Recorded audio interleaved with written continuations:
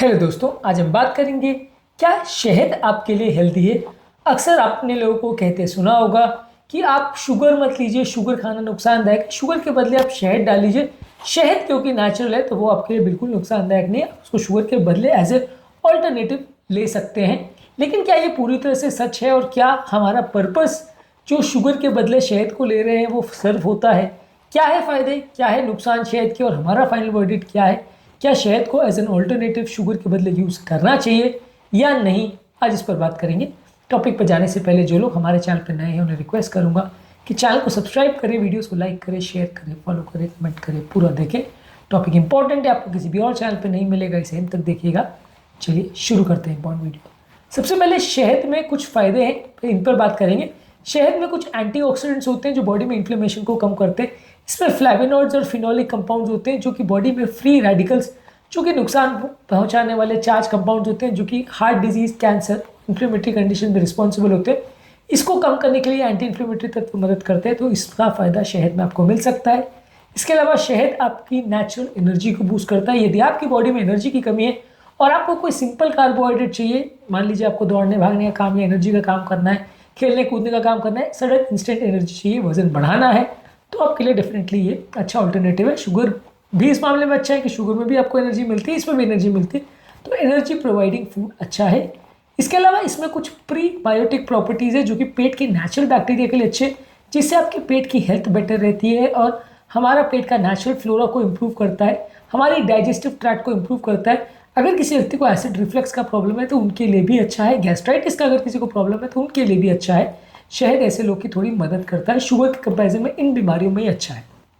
इसके अलावा हमारी इम्यूनिटी को बूस्ट करता है। शहद में होते हैं कुछ नेचुरल एंटी बैक्टीरियल और एंटी माइक्रोबियल प्रॉपर्टीज़ जो कि खासकर एक मानुका हनी होता है उसमें ज़्यादातर मिलता है, जो बॉडी की इम्यूनिटी को बढ़ाता है, कीटाणुओं से लड़ने की क्षमता बढ़ाता है। ट्रेडिशनली इसे आयुर्वेद में एक रेमेडी जैसा माना गया है बॉडी की इम्यूनिटी बढ़ाने के लिए, और कुछ तरह के रेस्पिरेटरी इन्फेक्शंस यानी खांसी, बुखार, जुकाम जो अपर रेस्पिरेटरी ट्रैक्ट इन्फेक्शन होते हैं उससे बचाने में आपकी मदद करता है। इसके अलावा अगर आप मेडिकल ग्रेड हनी लेते हैं, यानी बहुत प्यूरिफाइड हनी का फॉर्म होता है, उसमें एंटीसेप्टिक और एंटी इन्फ्लेमेटरी प्रॉपर्टी होती है। इसको अगर घाव पे लगाते हैं तो घाव के भरने में और स्किन अल्सर्स या जले हुए स्किन में भरने में इसकी मदद करता है, इन्फेक्शन को प्रिवेंट करता है।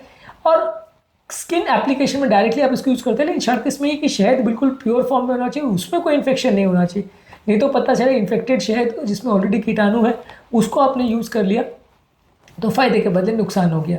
इसके अलावा शहद में कुछ थोड़ी सी मात्रा में विटामिन और मिनरल्स होते हैं। विटामिन B6 और राइबोफ्लाविन होता है, विटामिन C होता है, आयरन, मैग्नीशियम, फॉस्फोरस और पोटेशियम होता है। ये न्यूट्रिएंट्स की मात्रा बहुत ज़्यादा नहीं होती है, लेकिन हाँ रिफाइंड शुगर के मामले में यदि हम कंपेरेटिव एनालिसिस करते हैं तो थोड़ा बहुत हमको एक्स्ट्रा फ़ायदा इसमें मिल सकता है। इसके अलावा आपकी स्किन की हेल्थ को इम्प्रूव करता है। स्किन में कुछ मॉइस्चराइजर तत्व इसमें होते हैं जिसको घरेलू नुस्खों के फॉर्म में यूज़ किया जाता है। स्किन की हाइड्रेशन इंप्रूव करता है, स्किन में सूजन या इन्फ्लेमेशन को कम करता है। अगर किसी को एक्ने, एक्जिमा या स्किन में अल्सर्स या मुंह में अल्सर्स वगैरह का प्रॉब्लम हो तो उस मामले में अच्छा है। फेस मास्क वगैरह में भी यूज़ होता है, स्किन क्रीम्स में भी यूज़ होता है और स्किन की नेचुरल रीजनरेशन के लिए मदद करता है और हमारे स्किन में जो पड़ने वाली जो झुर्रियाँ हैं या रिंकल्स हैं उसको भी कम करता है। इसके अलावा ये नींद को भी प्रमोट करता है, यानी कि कुछ हद तक ये नींद लाने में मदद करता है। नेचुरल जो सेरोटोनिन हार्मोन जो हमारी नींद में इंपॉर्टेंट रोल प्ले करता है, वो एक मेलेटोनिन हार्मोन बनाता है जो कि स्लीप साइकिल के लिए सबसे इंपॉर्टेंट हार्मोन है, उसको बनाने में मदद करता है। तो बेसिकली अगर आप इसको गर्म दूध के साथ लेते हैं तो ये नींद इंप्रूव करने के लिए एक ट्रेडिशनल रेमेडी माना गया है। आपको अगर स्लीप का प्रॉब्लम है, इंसोम्निया का प्रॉब्लम है, तो दूध के साथ शहद लेने से कुछ फ़ायदा हो सकता है। लेकिन अब बात करेंगे इसके ड्रॉबैक्स के बारे में और क्यों हम कहते हैं कि शुगर और शहद, यदि आप डायबिटीज़ के पर्पज़ से ले रहे हो, यदि आप अपनी शुगर को कम करने के लिए इंसुलिन रेजिस्टेंस के हिसाब से ले रहे हो या वज़न के हिसाब से ले रहे हो, तो वहाँ पे ये फ़ायदेमंद नहीं। क्या इसके नुकसान या प्रॉब्लम्स है, इस पर बात करते हैं। शहद काफ़ी कैलोरी डेंस होता है। एक बड़ा चम्मच शहद में लगभग 64 कैलोरीज होती है और लगभग 17 ग्राम चीनी के बराबर होता है वो। ये हमारा वज़न बढ़ाएगा, शुगर स्पाइक्स करेगा, इंसुलिन रेजिस्टेंस करेगा और ये लगभग जितना चीनी नुकसान करता है उतना ही नुकसान करता है। तो जो लोग ये कहते हैं कि हम चाय में चीनी नहीं डालते, शहद डालते हैं तो वो अच्छा हो गया, वो बिल्कुल अच्छा नहीं है। उसमें भी उतना ही शुगर है, लगभग वो उतना ही नुकसान करेगा डायबिटीज़ के पर्सपेक्टिव में जितना कि रेगुलर चीनी करता है। हाँ देखिए, अगर हम विटामिन मिनरल्स की और थोड़े बहुत उसके एंटी इन्फ्लेमेटरी और एंटीऑक्सीडेंट प्रॉपर्टीज की बात करें, स्किन के लिए अच्छा है, वो सब चीज़ों में अलग उसका आयुर्वेदिक यूज़ है, वो एक अलग कॉन्टेक्स्ट है। लेकिन यदि हम अगर शुगर वैल्यूज़ की बात करें, हमारे ग्लाइसेमिक इंडेक्स की बात करें, डायबिटीज़ कंट्रोल और इंसुलिन रेजिस्टेंस की बात करें, तो वहाँ पे ये शुगर से कुछ ज़्यादा अच्छा नहीं है। थोड़ा बहुत ही अच्छा, क्योंकि ये सारी चीज़ें उतनी ज़्यादा मीठी नहीं करती, चीज़ों को तो ज़्यादा डाली जाती है।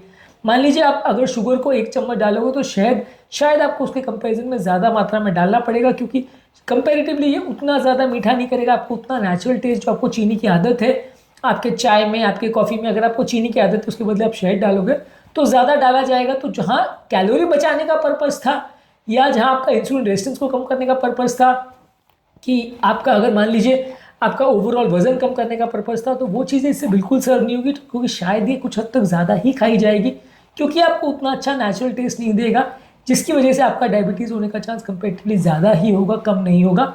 एक चीज़ ये समझ लीजिए कि जो चीज़ों में फ्रक्टोज की मात्रा ज़्यादा है वो और ज़्यादा नुकसानदायक होती है सिंपल चीनी से या सिंपल ग्लूकोज से।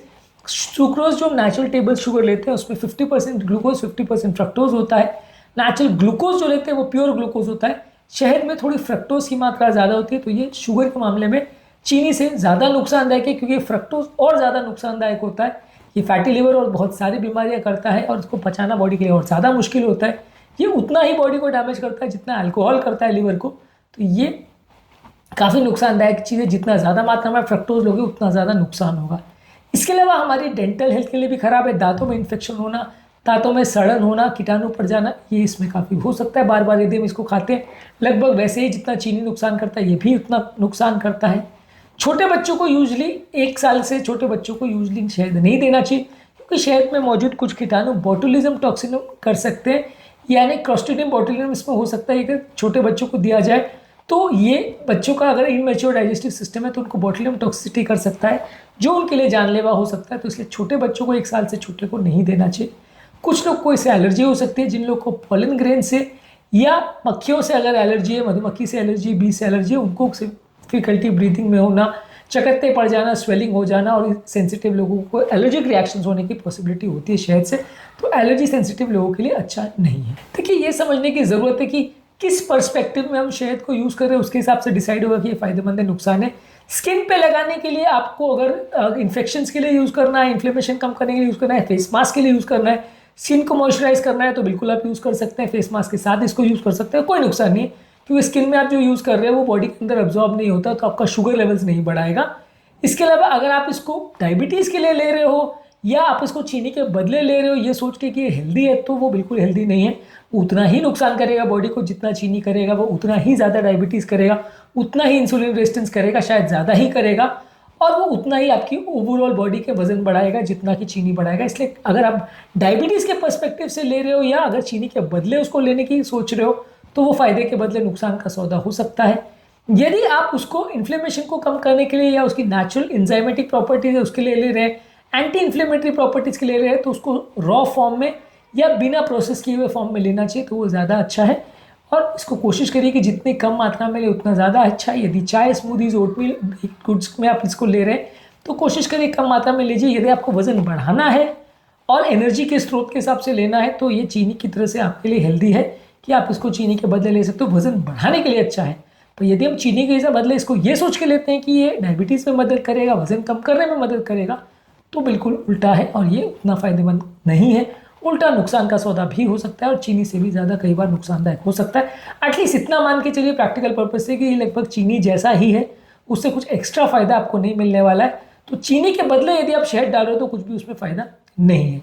उम्मीद करूँगा कि आज के टॉपिक में कुछ नई बातें जानने को मिली होगी। जो लोग हमारे चैनल पर नए हैं उन्हें रिक्वेस्ट करूँगा कि चैनल को सब्सक्राइब करें, वीडियोज़ को लाइक करें, शेयर करें, फॉलो करें, कमेंट करें, पूरा देखें।